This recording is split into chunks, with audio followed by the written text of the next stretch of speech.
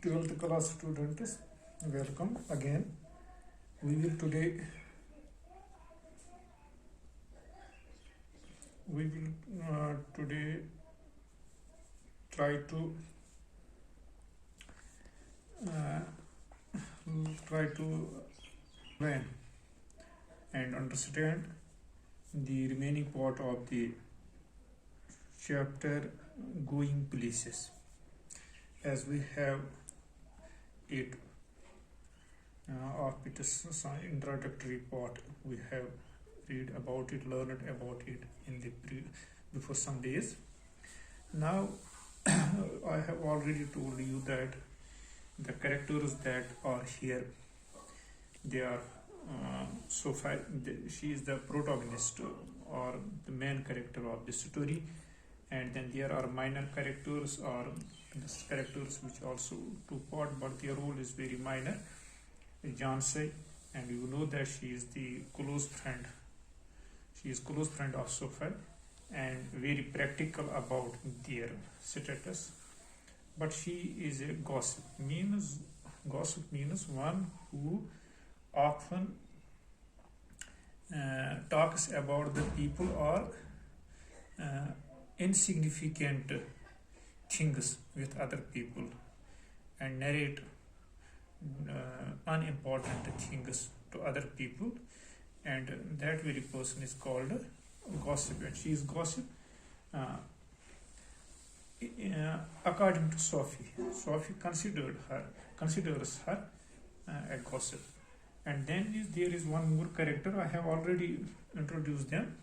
I am revising it for the sake of this that it will become fresh in your mind. There is another, that is Danny Casey. She is, you know that he is a talent footballer, a local hero and idolized by Sophie. He is the idol for Sophie, and idol means to whose actions, whose style you like the best. Geoff is one more. He is the elder brother of Sophie, main character. He is hardworking, supports enthusiast, and confident of his sister's desires and fantasies. Then is Sophie's father. He is also hardworking, practical, and wants to provide better facilities for his family. Then there are some more characters which are not some considerable part here. Therefore, we will only confine our main attention towards these very characters. Then you know that we have already read about one of the para. Now the second is in the first we have learned that Sophie is, you know that she always daydreams. She has expressed her longing, her desire that she will open a boutique, a fashionable shop. And now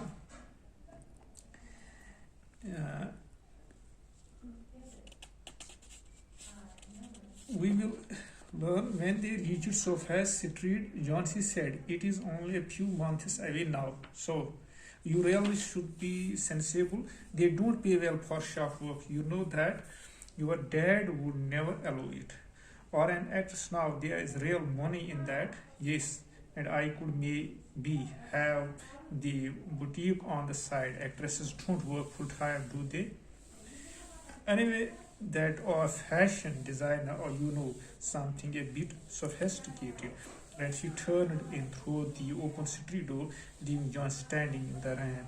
"If ever I come into morning, I will buy a boutique." Oh, if you ever come into morning, you'll buy us a blessed, decent house to live in. It is the father who says to her. Now when she enters her house, and she was you know that daydreaming that she will in future she will buy she will open a fashionable this a shop where these fashionable items will be sold, but her father retorts her by saying that when she ever manages to get some money, first of all, she don't sell the chicken before you have killed the deer. And now it is the same thing. That is why her father advised her that whenever she manages to get some money, she should buy a decent house first, and she has to give the priority first of all the shelter for a decent house. And from here we are starting. Now if you ever come into money, you will buy us a blessed decent house because it is a poor family to live in. Thanks you very much. So his father was scooping shepherd's pie into his mouth as hard as he could go. His plump face still grimy and severed, marked from the day. We have heard about this that he is very hard worker, and therefore at the time in present he is also doing this hard working.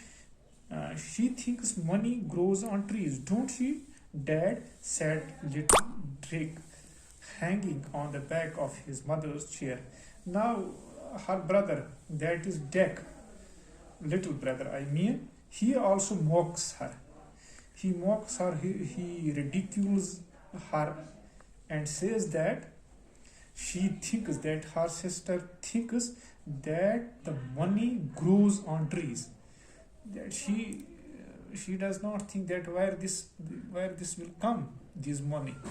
She only daydreams, she only thinks about the plans, but she never tries to think that where this money come.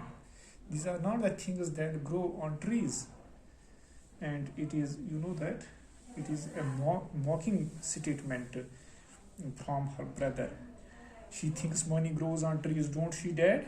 Said little Derek, hanging on the back of his father's chair. Their mother sighed, but her mother,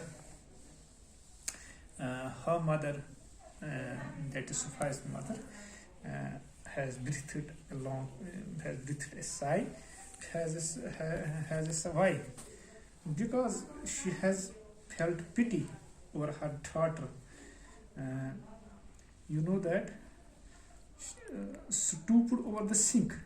She Sophie notes that her mother was stooped, bending over the sink, and wondered at the incongruity of the delicate bow which fastened her apron strings, the delicate seeming bow and the crooked back.